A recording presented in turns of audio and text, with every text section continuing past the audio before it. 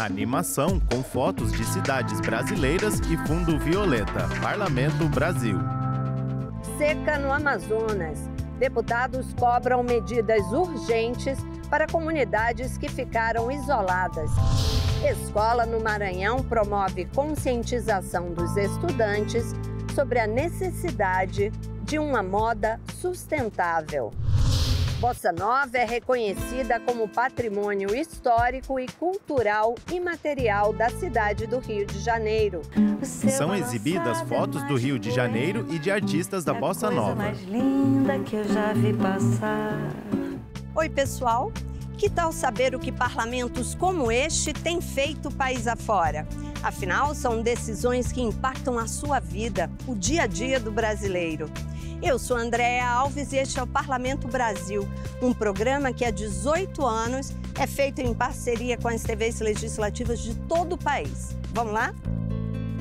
Animação na cor violeta e foto de construção antiga ao fundo. Giro pelo Brasil. A estiagem nos rios do Amazonas se agrava. Andréa Alves. O governo estadual decretou situação de emergência nos 62 municípios do estado. Decretou também situação de emergência de saúde pública. Na Assembleia Legislativa, os deputados cobram medidas urgentes para minimizar os impactos nas comunidades que ficaram isoladas pela seca.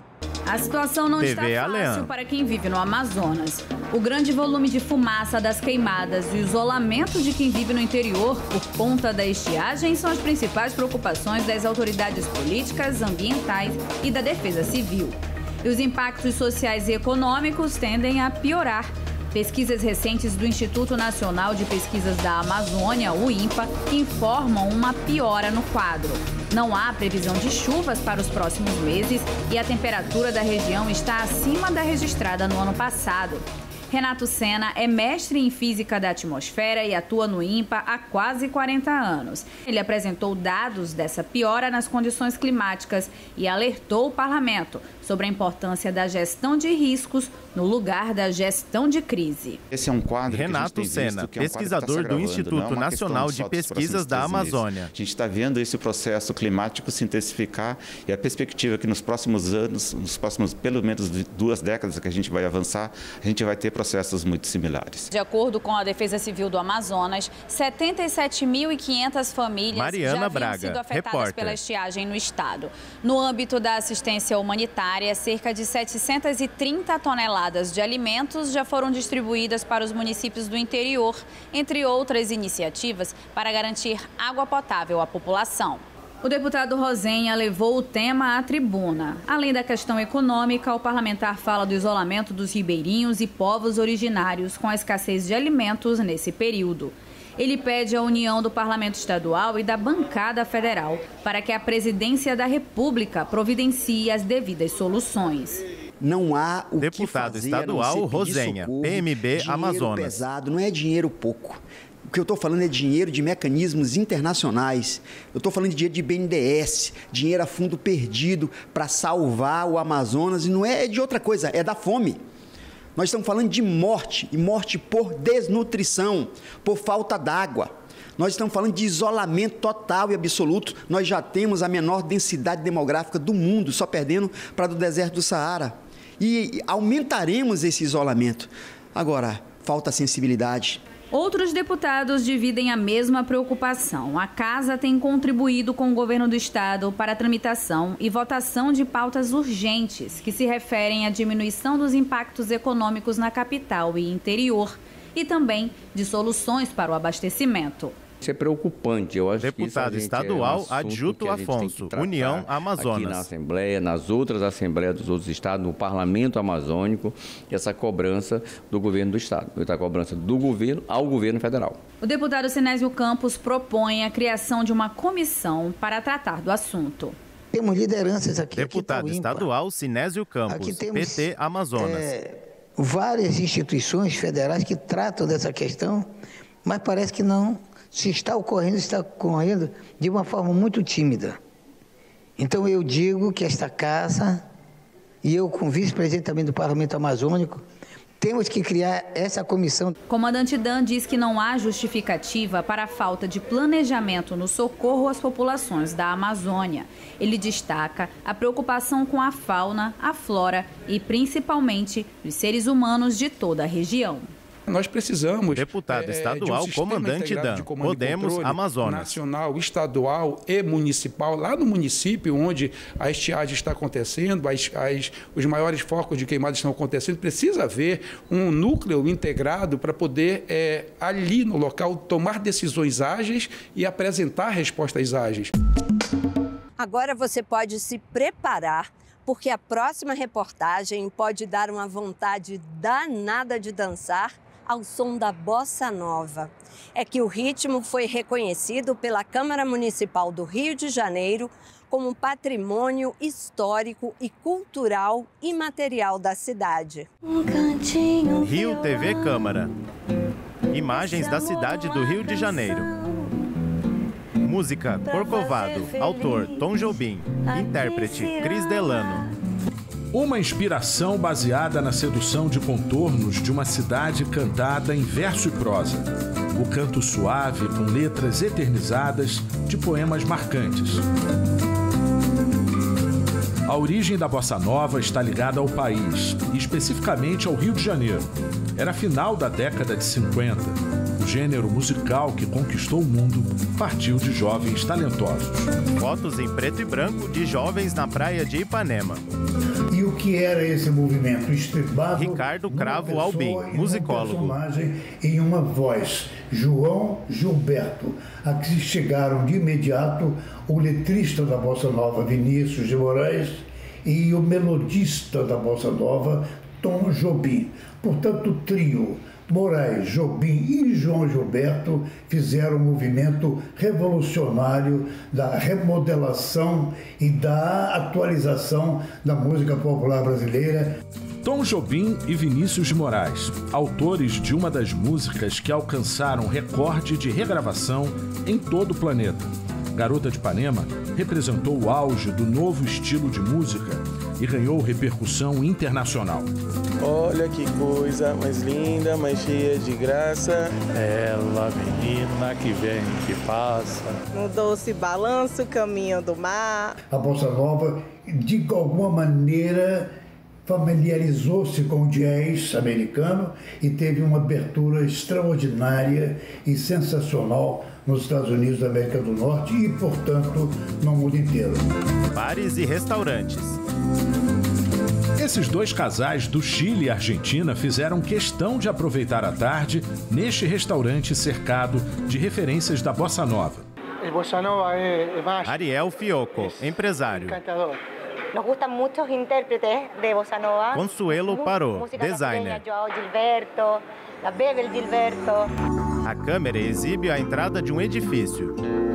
Sérgio Costa, repórter. Nascimento Silva, Ipanema, zona sul do Rio. Mais precisamente, o número 107.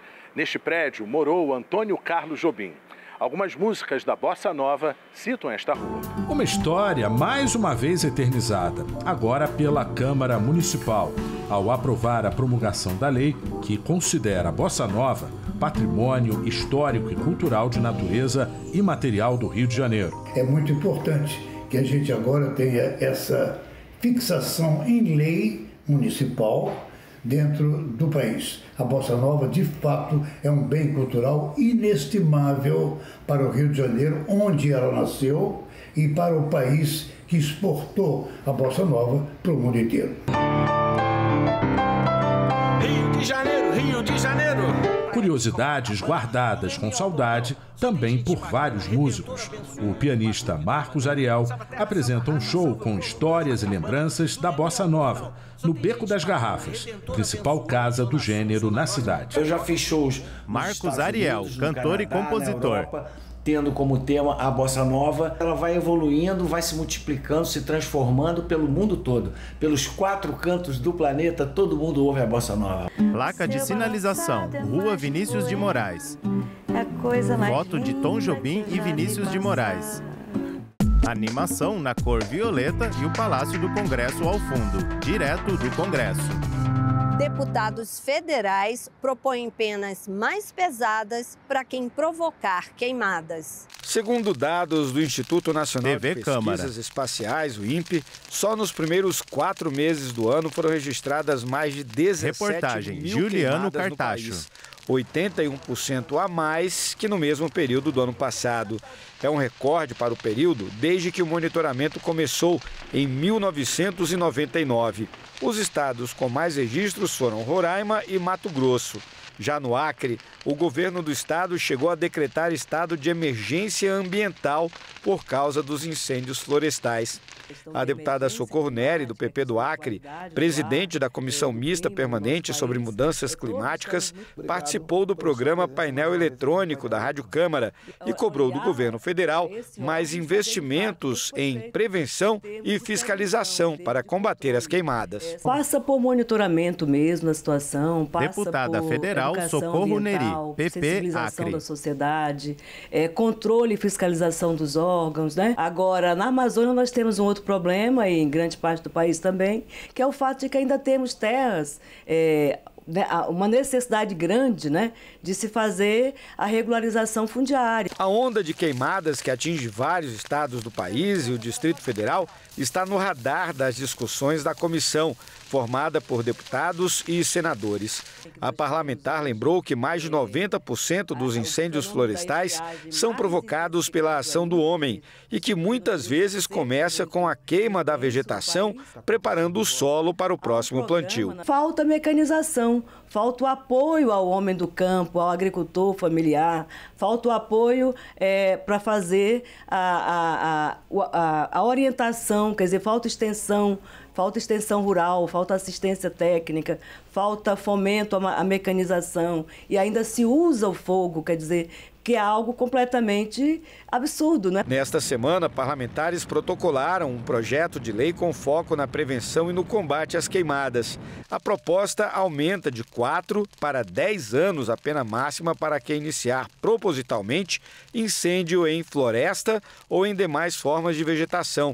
Para o deputado delegado Matheus Loyola, do União Brasil do Paraná, um dos autores da proposta, a legislação precisa punir exemplarmente quem pratica esse tipo de crime. Nós precisamos de uma atuação forte do poder público, com uma legislação rígida para que coloque atrás das grades quem está praticando esses incêndios intencionalmente e que essa pessoa fique atrás das grades.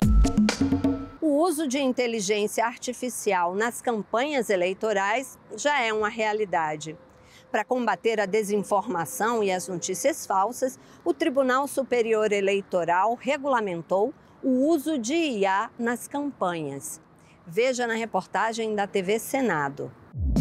Tela de computador, robô e pessoas mexendo em celular. Queridos amigos e amigas, vamos investir na formação dos nossos professores, melhorar as infraestruturas das escolas e aprimorar o atendimento de urgência e emergência. Prestou atenção nesse texto? Ele poderia ter sido escrito pela equipe de marketing de alguma campanha eleitoral. Pois é, poderia. Mas o texto foi 100% gerado por inteligência artificial. O crescente uso de inteligência artificial nas campanhas eleitorais fez o Tribunal Superior Eleitoral atualizar as regras das propagandas eleitorais de partidos e candidatos. Em fevereiro de 2024, a regulamentação da inteligência artificial foi incluída e já está valendo para as eleições municipais deste ano. Um dos principais motivadores foi a necessidade de combater a desinformação e a propaganda de notícias falsas durante as eleições. Pelas novas regras, seja para prejudicar ou favorecer, fica proibido o uso de deepfakes, que são conteúdos gerados ou manipulados digitalmente para criar, substituir ou alterar imagem ou voz de alguém. O emprego de robôs para intermediar o contato com o eleitor fica limitado, pois a campanha não pode simular um diálogo com um candidato, por exemplo. Passa a ser obrigatório o aviso explícito com destaque sobre o uso de IA na propaganda eleitoral. E as Big Techs Grandes empresas de tecnologia que detêm plataformas de redes sociais e buscadores na internet passam a ser responsabilizadas, civil e administrativamente, se não retirarem do ar imediatamente conteúdos antidemocráticos, discurso de ódio e desinformação, entre outros. Essa resolução, ela inova porque ela coloca uma série de atores, advogada especialista em direito digital, eleitoral, convocando os atores envolvidos nas redes sociais, na questão dos algoritmos, os envolvidos na propaganda política, para fazer o controle. Então, ela traz obrigações para as plataformas também, né, no controle desse conteúdo, e aí também traz certas punições administrativas, multa para essas empresas que não cumprirem, né, as chamadas Big Techs, redes sociais, e também para os partidos políticos e próprios candidatos, podendo levar mais severamente até a própria cassação. Pesquisa feita pelo Data Senado em junho deste ano revela que 81% dos brasileiros acham que as notícias falsas, as fake news, podem afetar significativamente o resultado eleitoral. O levantamento mostra ainda que 72% dos brasileiros já se depararam com notícias falsas nas redes sociais nos últimos 6 meses e consideram muito importante controlar essas publicações para garantir uma competição justa. A manipulação da informação sempre existiu, mas agora é impulsionada pela inteligência artificial. Diante desse cenário de disputa eleitoral com uma relevância cada vez maior da internet e do uso de IA, não só a justiça eleitoral, mas o eleitor também deve ficar atento. Já fui vítima, aliás, Senador Beto Faro, PT Pará. Alguém público, alguém não ter sido vítima da má informação, das fake news. Eu mesma fui vítima disto na última Senadora campanha. Tereza Leitão, PT Pernambuco. Simples, mas que eu não havia dito, mas a minha voz foi modificada. A voz de quem falou foi modificada para ter o tom da minha voz, e eu fazia uma chamada que não era verdadeira. Era uma simples chamada para um ato de uma candidata que eu não apoiava. Situações como essas podem influenciar o eleitor e afetar o equilíbrio do processo eleitoral. Esse conjunto de conteúdos... Carlos Eduardo Franciscato, professor da Universidade Federal de Sergipe. Afetando a avaliação do eleitor sobre realidades, sobre pessoas, sobre decisões, sobre competências de governos.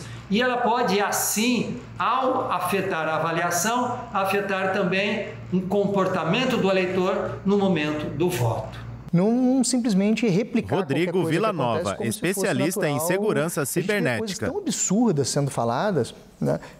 Tem um mínimo de bom senso, de análise. Eu sei que às vezes a pessoa leva aquilo para a parte mais visceral e ele tem uma diferença ideológica tão grande que qualquer barbaridade que aparece, ele acha que aquilo é uma verdade absoluta. Analisa, olha, pesquisa. Mas será que a inteligência artificial é sempre a vilã? Especialistas destacam que a ferramenta pode ser uma grande aliada e trazer ganhos como barateamento de campanhas. A produção de material de campanha, por exemplo, aqueles materiais de santinhos, de edição gráfica, então ela facilita porque ela dá resultados, ela dá respostas mais rápidas para a confecção desses materiais. O que eu acho que é interessante da inteligência artificial é que ela pode trazer muita coisa boa, né? Para você conseguir entender questões públicas, para que você faça o teu plano de governo, para que você acesse aquilo que é importante para o teu eleitorado, pensando no candidato. Imagem de site de transparência e pessoas em fila para votar. E sobre o futuro próximo? Aonde chegaremos com essa tecnologia? Qual será o impacto da inteligência artificial nas eleições seguintes? O que vai ser daqui a 1, 2 anos?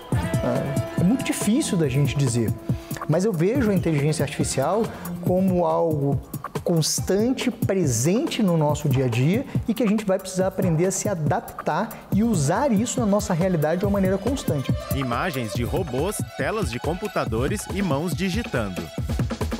Edição Isadora Fonseca e Robertson Braga. Animação com estátua do profeta Isaías de Aleijadinho em Congonhas, Minas Gerais. Vitrine. Roupas usadas e restos de tecidos não reciclados estão se tornando um problema ambiental mundial. No Chile e em Gana, por exemplo, montanhas de roupas se acumulam em lixões. É mais do que urgente conscientizar a sociedade para a importância de hábitos de consumo mais saudáveis e de uma moda mais sustentável. É exatamente o que está fazendo uma escola pública em São Luís. Veja na reportagem da TV Assembleia Maranhão. Foi uma celebração de moda sustentável. A iniciativa do projeto EcoCega partiu deste grupo de professores do Centro de Ensino Médio Governador Acha, na capital. Imagens de pessoas desfilando em escolas com roupas e acessórios feitos de material reciclado. A escola tem um projeto por área, né? Então, Érica Uchoa, professora. A gente pensou, por que não falar de sustentabilidade? Que é um tema que está tão abrangente. Então, vamos pegar os nossos jovens, né? E vamos começar a inculcar na cabeça desses meninos a sementinha. A gente precisa consumir, mas pensar no futuro. Então, vamos fazer algo que chame a atenção da escola como um todo. Pensamos, então, vamos fazer moda. O projeto envolveu alunos dos 2 turnos da escola que se transformaram em jovens estilistas. Para exibir os resultados, foi montada uma passarela com o tapete vermelho, destacando os looks criados com foco na sustentabilidade. Foram quase 3 meses de intensa preparação para que a primeira versão do projeto EcoCega ficasse finalmente concluído. Franklin Dione, repórter.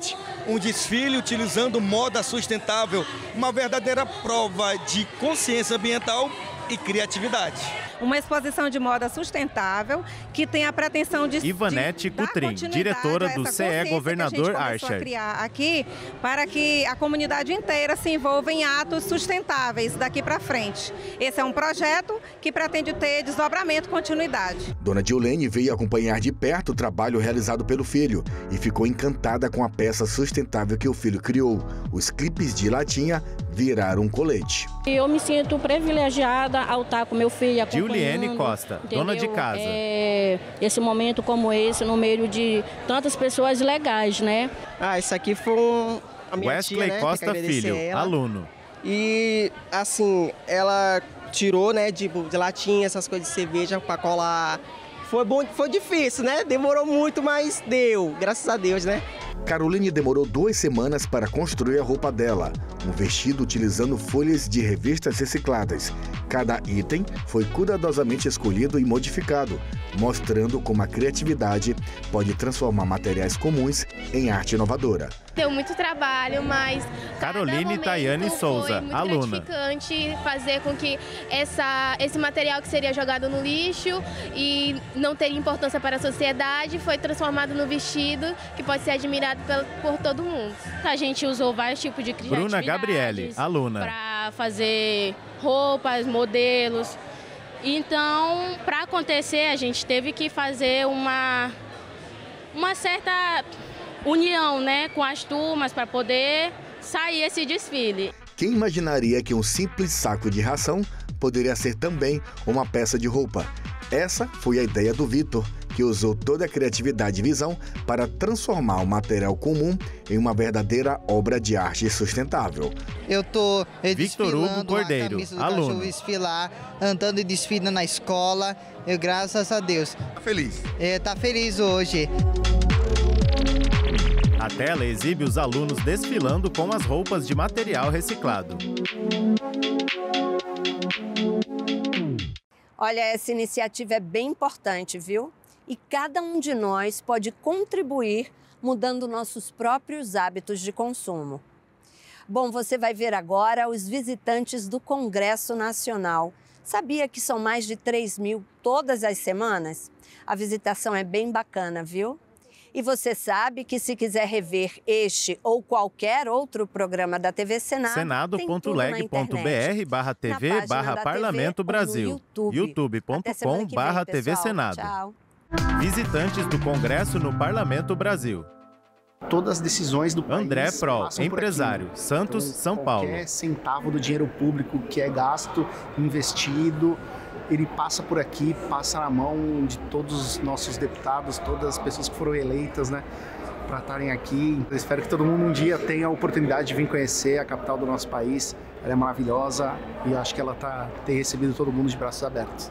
Eduarda Arruda, biomédica, Pelotas, Rio Grande do Sul. Tratada de um jeito lógico e eu tô louca para conhecer o Congresso, que deve ser maravilhoso. A cidade é linda, linda, belíssima. Eu acho importante. Augusto João, analista de tecnologia, também, Pelotas, Rio Grande do Sul. Pode moldar um futuro melhor, né? Então, sabendo toda a história de como foi feito o Congresso, toda a construção e como funciona aqui dentro, né? De quem realmente manda no país. Né? Denise Gurgel, servidora pública, Fortaleza, né? Ceará. Então, o mundo da política sempre me interessa muito como cidadã e como servidora. Especialmente depois do atentado criminoso de 8 de janeiro, a gente teve uma curiosidade extra de voltar a Brasília e ver um pouco como é que está o funcionamento da casa depois dessa tragédia que nós superamos, né? E rever o parlamento, né? Sentir essa energia da democracia. Meu pai foi deputado. Dorian Sampaio, editor de livros, Fortaleza, Ceará. 64. Eu convivo muito com o parlamento estadual lá em Fortaleza, lá no Ceará. Então eu sei da importância do legislativo. O papel do parlamento em qualquer nação ou unidade da federação é importantíssimo. Sérgio Filho, músico e servidor federal, Belo Horizonte, Minas Gerais. Dos poderes, aspectos físicos mesmo, de tentar valorizar os três poderes e as equiparações das forças. Fiquei um pouco chocado com tudo que eu vi ontem, visitando o Supremo Tribunal, e foi um pouco assustador. Pensar que a população se revoltou ao ponto de fazer atos tão graves assim contra a democracia. Maria Helena Martins, advogada, Rio de Janeiro. Né, os parlamentares, até perguntei, eles entram por aqui porque a gente não tem noção, né? Então eles entram por aqui, eu sei que tem determinados locais que são azul, coloridos, então eu mais para conhecer, né, qual é a dinâmica e o local de trabalho deles. Todo brasileiro tem que vir a Brasília, tem que conhecer o Congresso, né? Eu acho que é uma cidade linda, a verdade é essa, uma cidade linda, algo diferente de tudo, né? Eu acho que todo brasileiro deve vir aqui para conhecer. Os créditos entram em tela. Enquanto isso, ao fundo é exibido o plenário do Senado. TV Senado 2024. Senado 200 anos.